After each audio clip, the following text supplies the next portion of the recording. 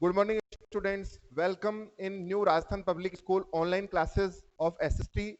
And my name is Gaurav Kumar Sharma. I am starting your lecture 5 after completing lecture 4.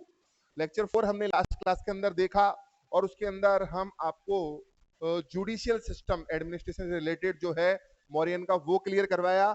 और अब हम class 5 में मौर्यन का last Mauryan society clear करके फिर आगे के राजाओं पे आएंगे कि किस तरीके से और नए किंगडम्स आए, क्या हुआ मौर्यन में लास्टली ऐसा, फिर नए राजा कैसे आए, ये सारी चीजें अपन एक एक करके देखेंगे। तो लास्ट पॉइंट मौर्यन सोसाइटी देखिएगा आप, इसके ऊपर भी पॉसिबली क्वेश्चन आ सकता है एग्जाम में।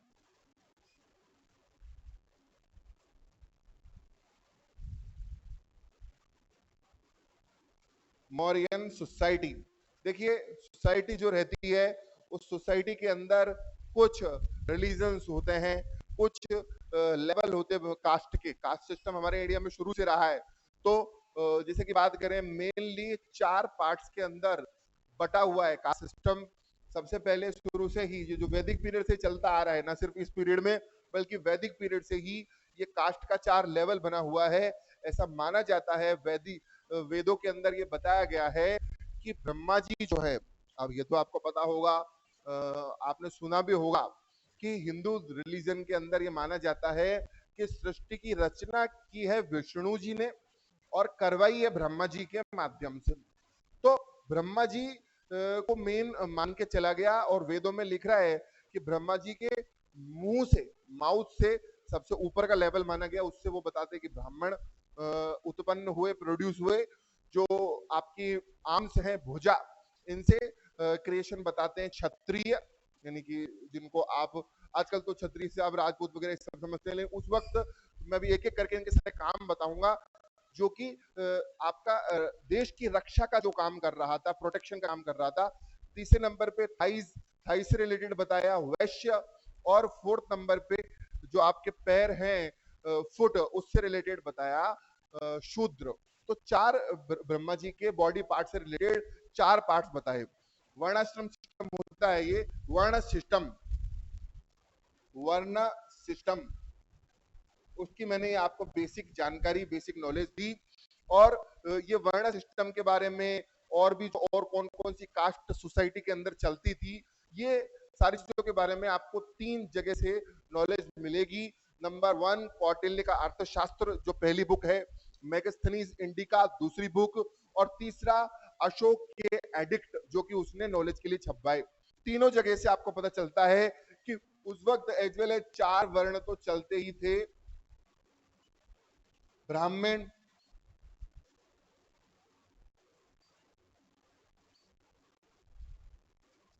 क्षत्रिय,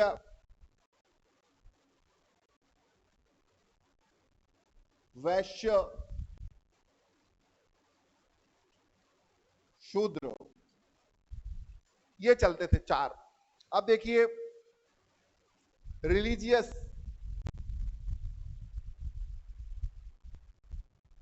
रिचुअल्स, धार्मिक अनुष्ठान जो करवाता, धार्मिक काम करवाना, मंत्रोच्चार करना, मंत्र पढ़ना, और जितने भी आपके वर्कशिप से रिलेटेड, पूजा पाठ से रिलेटेड जितने भी काम करते, वो किनके हाथों में रहता सोसाइटी में? ब्राह्मण।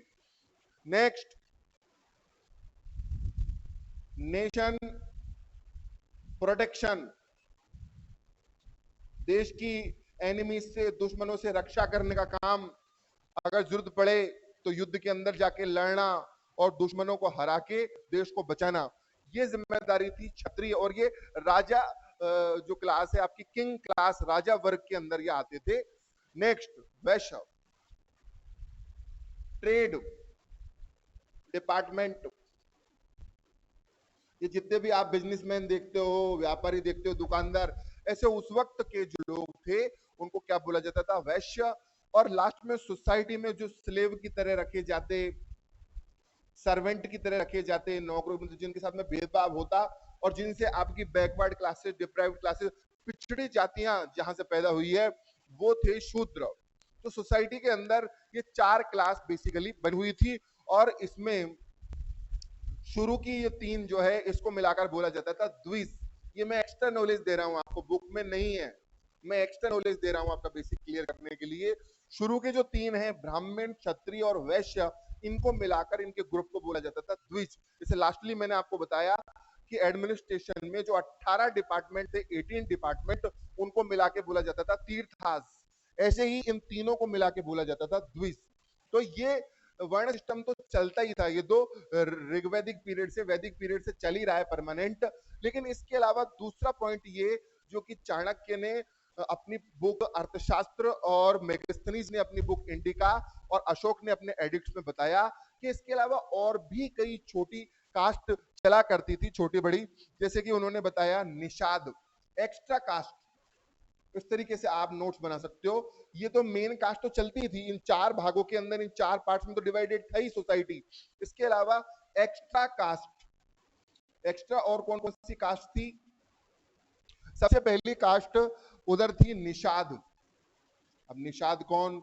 अगर आपने रामायण देखी हो तो रामायण के अंदर जैसे भगवान राम का जो एक फ्रेंड बनता है निषाद राज, ट्राइबल्स जो जंगल के अंदर भटकते हैं, मतलब जो कास्ट होती है, ट्राइब होती है, ऐसे निषाद। निषाद के बाद में नेक्स्ट पार्शव,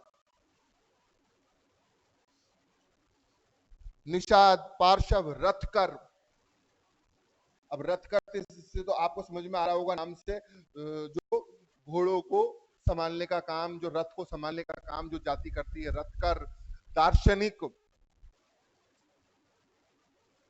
दार्शनिक कौन? जो आजकल फिलोसफर जिसको आप बोलते हैं।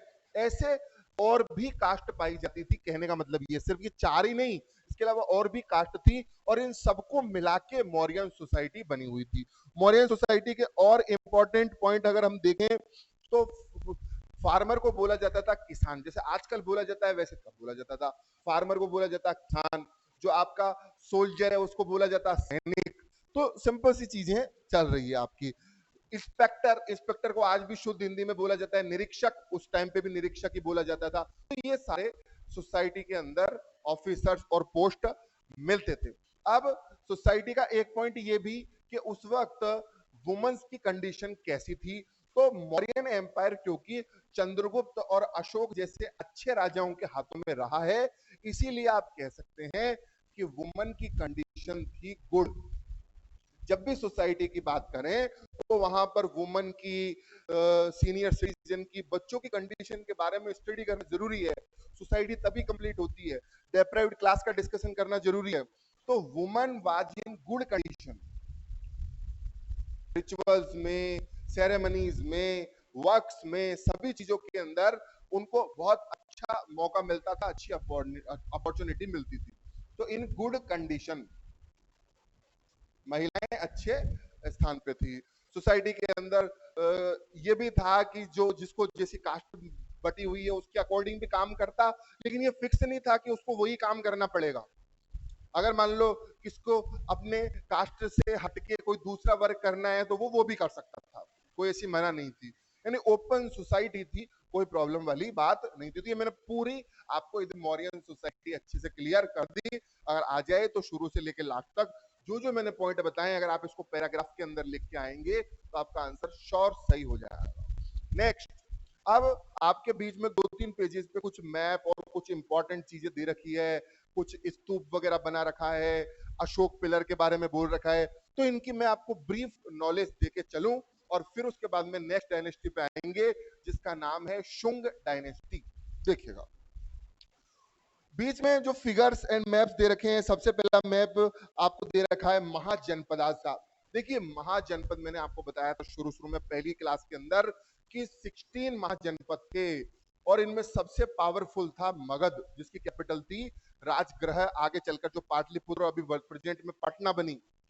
इसके अलावा और भी कई इंपॉर्टेंट जनपद थे। मैंने उस समय कहा कि आप अभी तो इनके नेम्स और कैपिटल्स लर्न कर लें। आज जब हम 5वीं क्लास में चल रहे हैं तो मैं उम्मीद कर सकता हूं कि जिसको पढ़ने की थोड़ी सी भी फिक्र है उसने ये अब तक लर्न कर लिए होंगे। लर्न करने के बाद में दोनों नाम, कैपिटल, इसके बाद में तीसरा काम है इनकी मैपिंग भी आप करिए, क्योंकि एग्जाम के अंदर मैप आता है और मैप में कहीं बाहर से चीजें नहीं आती है। बुक के अंदर ही जो जो प्लेसेस के नाम आते हैं उन्हीं की मैपिंग पूछी जाती है। और पहले चैप्टर की अगर मैं बात करूं तो यहाँ पर सारे एंशियंट प्लेसेस के नाम आए हैं, खासतौर से महाजनपदों के नाम आए, तो इनकी मैपिंग पूछी जा सकती है। मान लो मैपिंग में अगर आपसे 10 चीजें भी पूछता है तो 2 या 3 चीजें पहले चैप्टर से पूछी जा सकती है कि भाई ये गांधार कहां पर है, और ये मगध कहां पर है। तो आपको पहले मैप में देख लेना है, इस मैप की स्टडी कर लेनी है और इसमें सारी चीजें आपको बता देनी है। वैसे जब मैं आपको महाजनपद बता रहा था तो आपको बता रहा था कि जैसे गांधार जो प्रेजेंट में अफगानिस्तान है उसको गांधार बोलते हैं, तो आपने आज तक 10th क्लास से पहले अफगानिस्तान तो आपने मैपिंग की होगी, तो अफगानिस्तान जहां था वहां पर आप गांधार लिख दें। मगध जो आपका बिहार पटना वाला रीजन है उधर की तरफ आप मगध भर सकते हैं। तो इस तरीके से आप नेट की हेल्प से, बुक की हेल्प से 16 महाजनपद की मैपिंग अच्छे तरीके से अपडेट कर लें। नेक्स्ट दूसरा इसने फिगर दे रखा है मौर्य डायनेस्टी। मौर्य डायनेस्टी का मैप इसने दिया है कि मैंने आपको बताया कि मौर्य जो किंग्स थे, चंद्रगुप्त मौर्य, अशोक, इन्होंने अपने एम्पायर को चारों तरफ एक्सपेंड करने की बहुत कोशिश की, फैलाया।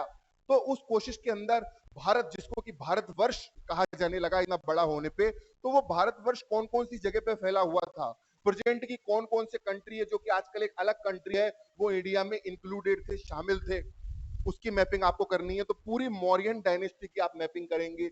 नेक्स्ट अगला फिगर जब हम पढ़ा रहे हैं तो हमारा ये इधर प्रयास है कि कोई भी एक मैप, कोई टर्म आपकी ऐसी ना रहे जो आपको क्लियर ना हो। नेक्स्ट सांची स्तूप, इसके बारे में डिस्कशन हम करते हैं कि सांची स्तूप क्या है। देखिएगा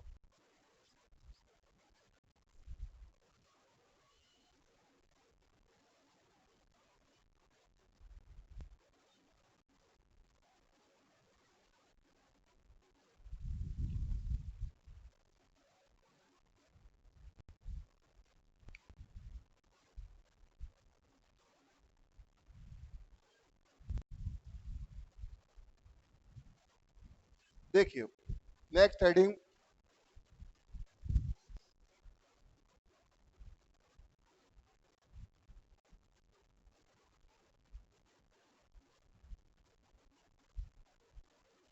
सांची स्तूप। सबसे पहले तो आपको पता चलना चाहिए कि सांची जगह कहां पर पड़ती है। तो देखिए सांची पड़ता है मध्य प्रदेश में, मध्य प्रदेश की एक जगह है और वहां पर सांची नाम की जगह पर जो स्तूप बना हुआ है उसी को आप क्या बोलोगे, सांची स्तूप। अब इंटरेस्टिंग बात ये समझने की है कि सर स्तूप क्या होता है, व्हाट इज स्तूप। तो देखिए अब हम आपको अच्छे से क्लियर कर देते हैं। जैसे हिंदू धर्म के अंदर जब किसी की डेथ होती है, जब कोई मरता है, तो लास्ट में जब उसकी चिता वगैरह सब जल जाती है तो लास्ट में उसकी अस्थि लेके आते हैं और उनको किसी रिवर के अंदर फ्लो करते हैं। Same to same Buddh religion के अंदर जब कोई ग्रेट सोल, कोई महान आत्मा की मृत्यु होती है, डेथ होती है, उसके बाद उसकी जो बोन्स है, हड्डियां, उनको क्या किया जाता है देखिए मैं बताऊं। एक पिरामिड टाइप एक स्ट्रक्चर बनता है और उसके टॉप पे एक जगह खाली छोड़ी जाती है और उसके अंदर उस ग्रेट सोल, उस महान व्यक्ति की बोन्स को सेफ रखा जाता है। एक तरीके से उनको होली माना जाता है, पवित्र माना जाता है। और ऐसी जो आपकी जगह है इसको बोला जाता है स्तूप, यानी एक देखने लायक जगह और एक रिलीजियस प्लेस जो कि बौद्ध रिलीजन से रिलेटेड है। ऐसा ही एक स्तूप बना हुआ है सांची एमपी के अंदर, मध्य प्रदेश में। तो अभी मैं सिर्फ इनकी थोड़ी थोड़ी आपको बेसिक नॉलेज दे रहा हूं जो कि इनके फिगर्स आए हैं। तो ये सब उस वक्त के कल्चर को शो कर रहा है कि उस वक्त की कल्चर कितनी अपग्रेडेड थी, उन्होंने क्या क्या चीजें बनाई थी। नेक्स्ट सांची स्तूप के बाद में नेक्स्ट आपको अगला टॉपिक देखिए, अशोक पिलर।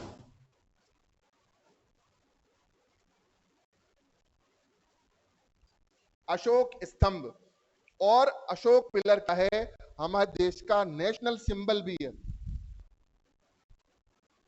ये जीके की इंपॉर्टेंट बात है कि हमारे देश का नेशनल सिंबल क्या है। जैसे आपको पता होगा कि हमारे देश का नेशनल फ्लैग है तिरंगा, ट्राई कलर। नेशनल फ्लावर है आपका लोटस। इस तरीके से national bird peacock, national animal tiger. इस तरीके से आपको ये पता होना चाहिए कि हमारा नेशनल सिंबल क्या है। तो हमारा नेशनल सिंबल है अशोक पिलर, और अशोक पिलर यानी अशोक स्तंभ। और वो आपने देखा होगा उसमें तीनों तरफ क्या बने हुए हैं, लॉयंस, शेर बने हुए हैं तीनों तरफ। आप इसके अंदर देख पा रहे हैं फिगर में, अशोक ने ये बनवाया, अशोक पिलर, और एक पिलर के ऊपर ये बना हुआ है अशोक पिलर जो है, मतलब पिलर के ऊपर बना हुआ है। इसके अंदर 3 साइड आपको लॉयंस दिखाई देते हैं।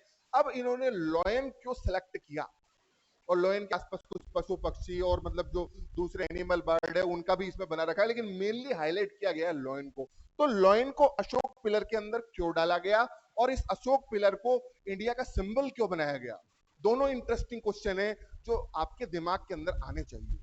देखिए, सबसे पहली बात, लॉयन को हमेशा ब्रेवरी, बहादुरी और हमेशा एक वीरता के रूप में उसको देखा जाता है, बहादुरी के रूप में देखा जाता है।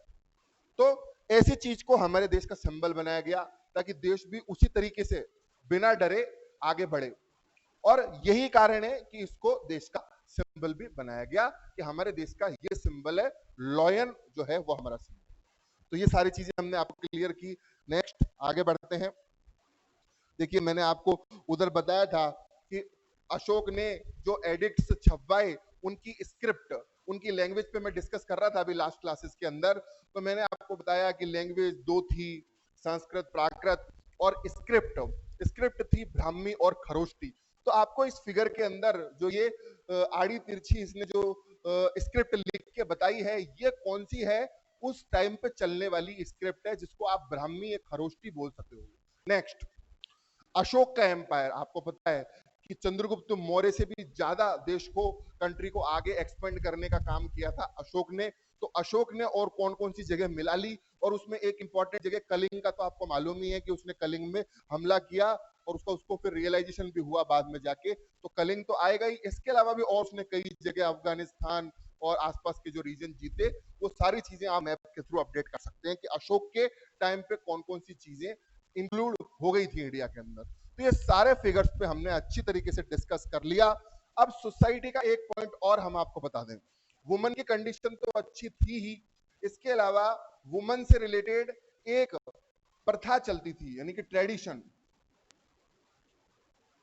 और ये ट्रेडिशन बताना आपको इसलिए जरूरी है क्योंकि एग्जाम में छोटा क्वेश्चन इसके ऊपर आपसे पूछा जा सकता है वेरी शॉर्ट में। नियोग प्रथा, नियोग सिस्टम, नियोग ट्रेडिशन, नियोग सिस्टम क्या है, और इस नियोग सिस्टम की जो वहां पर परमिशन थी सोसाइटी में, इसकी जो इजाजत थी, उससे आप अंदाजा लगा सकते हैं कि वुमन की कंडीशन बहुत अच्छी थी। क्यों? आपको पता होगा कि हमारी सोसाइटी का जैसा कल्चर रहा है, अगर किसी महिला का हस्बैंड अगर एक्सपायर हो जाए तो कई बार उसको जिंदगी भर अकेले ही सरवाइव करने के लिए मजबूर किया जाता है कि आप ऐसे ही रहिए। लेकिन आजकल का कल्चर बदलता जा रहा है, उसकी रीमैरिज का भी सिस्टम चलता है, जिसकी आवाज ईश्वर चंद्र विद्यासागर, राजा राम मोहन राय, इन सबने उठाई। तो मौर्यन जो कि काफी पुराना टाइम है, उस टाइम पे एक वुमन को ये परमिशन होती कि अगर उसके हस्बैंड की डेथ हो जाती है तो आफ्टर हिज डेथ वो उस हस्बैंड के छोटे ब्रदर से शादी कर सकती है, और उसी को बोला जाता है नियोग। अगर आपके एग्जाम में क्वेश्चन आ जाए what do you understand by niyoga, तो आप क्या लिखेंगे? A remarriage system under which a woman marry with the younger brother of her husband, that is known as niyoga system. तो ये हमने सोसाइटी से रिलेटेड आपका नेक्स्ट टॉपिक क्लियर किया, और आगे अब हम आएंगे शुंग डायनेस्टी की तरफ। मौर्यन यहां पर एकदम फिनिश हो चुका है, और मौर्यन बहुत इंपॉर्टेंट है, इससे आगे गुप्ता भी आएगा, वो भी इंपॉर्टेंट है। तो मैंने इतना टाइम इसमें लिया, इसको अच्छे से क्लियर किया। अब शुंग डायनेस्टी पे आते हैं कि शुंग डायनेस्टी इंडिया में आई कैसे, क्या कारण हुआ कि मौर्य डायनेस्टी फिनिश हुई और शुंग डायनेस्टी यहां पर आई। तो इधर भी एक बहुत अच्छी स्टोरी आपको देखने को मिलेगी। नेक्स्ट आपकी हम आपको पढ़ा रहे हैं शुंग डायनेस्टी।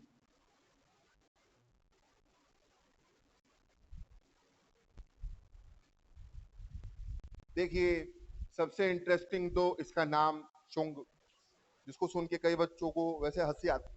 और फिर दूसरा क्वेश्चन ये कि शुंग इसका नाम पड़ा क्यों?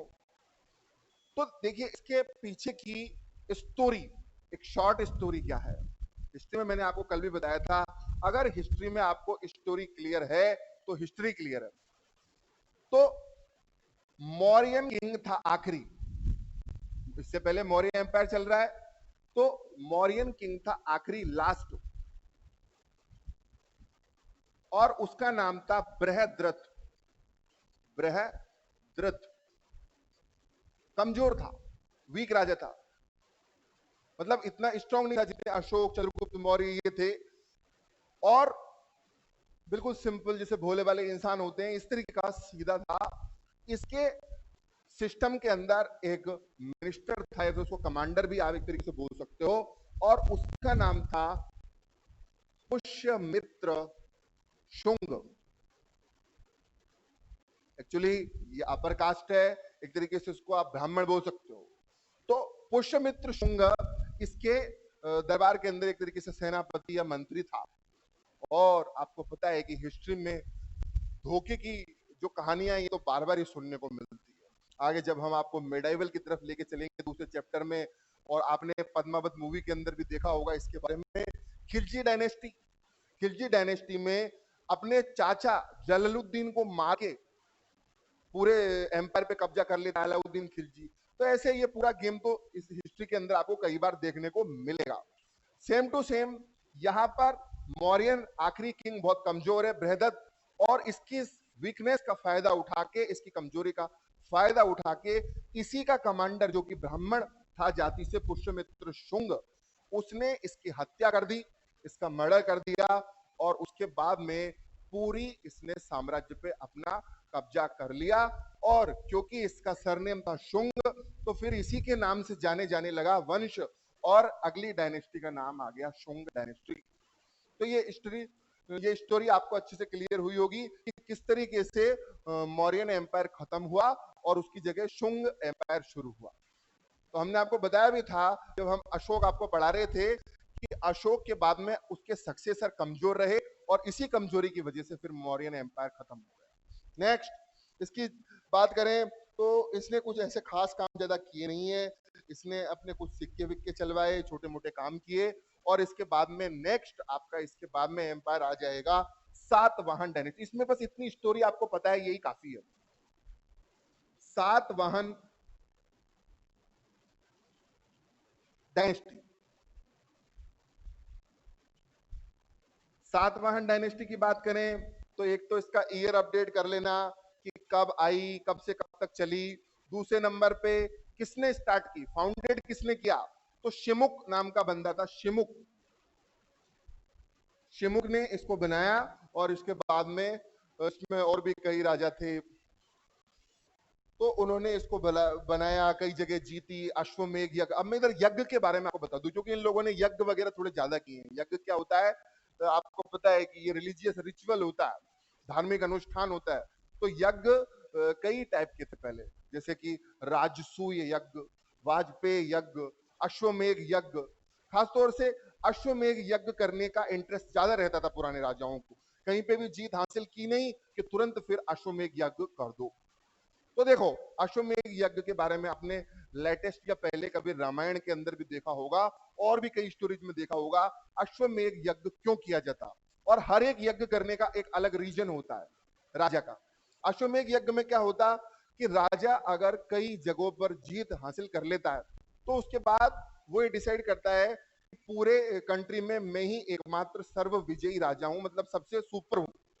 और इस चीज को शो करने के लिए वो वेदी लगा के, मतलब वेदी जो यज्ञ करते हैं वो लगा के बैठ जाता है, यज्ञ करता है, और पूरे स्टेट के अंदर, पूरे कंट्री में अपना घोड़ा छोड़ देता है, और एक तरीके से चैलेंज देता है लोगों को कि मैं यहाँ बैठकर यज्ञ कर रहा हूं, और ये मेरा जो हॉर्स है ये पूरे कंट्री के अंदर घूम रहा है, जो भी इसको रोकेगा मैं आकर उससे युद्ध करूंगा, और फिर दोबारा से मेरा यज्ञ पूर्ण करूंगा।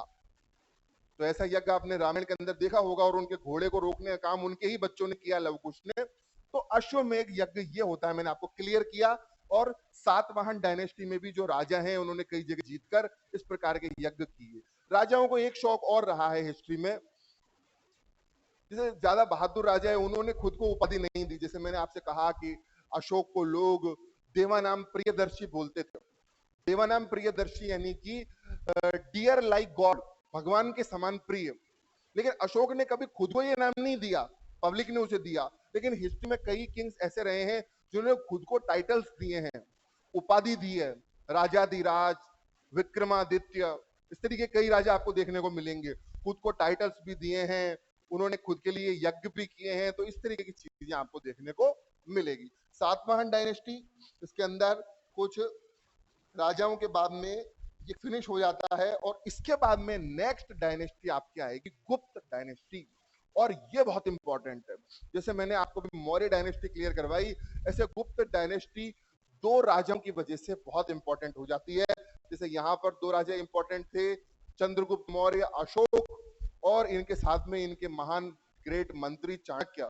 ऐसे ही उस टाइम पे गुप्त डायनेस्टी में सब बेसिक इंट्रो दे रहा हूं, इसको अच्छे तरीके से स्टार्ट हम नेक्स्ट क्लास के अंदर करेंगे। लेकिन इसका बेसिक इंट्रो ये कि गुप्त डायनेस्टी में दो इंपॉर्टेंट राजा हुए हैं, जिसमें सुपर इंपॉर्टेंट जो कि आपको पढ़ना चाहिए, जिस पर शॉर्ट नोट एग्जाम में आ सकता है, समुद्रगुप्त।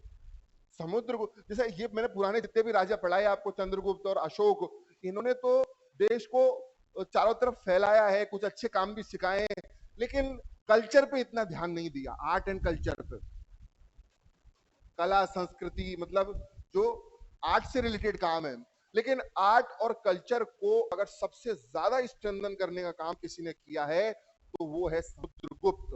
और उस समुद्रगुप्त के इन एफर्ट्स की वजह से ही गुप्त पीरियड को कल्चर के पॉइंट ऑफ व्यू से इंडिया का गोल्डन पीरियड कहा जाता है। समुद्रगुप्त अपने आप में एक इंपॉर्टेंट टॉपिक है। इसके अलावा इसके एक शुरुआत में चंद्रगुप्त फर्स्ट आएगा, लेकिन लास्ट में समुद्रगुप्त के बाद चंद्रगुप्त सेकंड पढ़ने को मिलेगा, और उसने भी काफी अच्छे काम किए। जितने भी बड़े बड़े आपको भारत के स्वदेशी वैज्ञानिक इंडिजिनियस देखने को मिलते हैं, भास्कराचार्य, वराह मिहिर, कालिदास, ये जितने भी महान लोग हैं, महान स्कॉलर है, ये सब चंद्रगुप्त सेकंड के दौरान ही डेवलप हुए। तो ये दो इंपॉर्टेंट राजा आपको पढ़ने को मिलेंगे। फिर इनके बाद में हम नेक्स्ट साउथ के कुछ एम्पायर्स पढ़ेंगे, पल्लव, चेल, चोल और हर्षवर्धन, जिनमें बहुत इंपॉर्टेंट है। ये सब पढ़ने के बाद में फिर इस तरीके से हमारा चैप्टर होगा। तो आज के लिए डियर स्टूडेंट्स इतना ही काफी है। आप ये सारी चीजें घर पे बैठ के रिवाइज कीजिए, क्योंकि आते ही फिर आपका टेस्ट होगा। Thank you very much.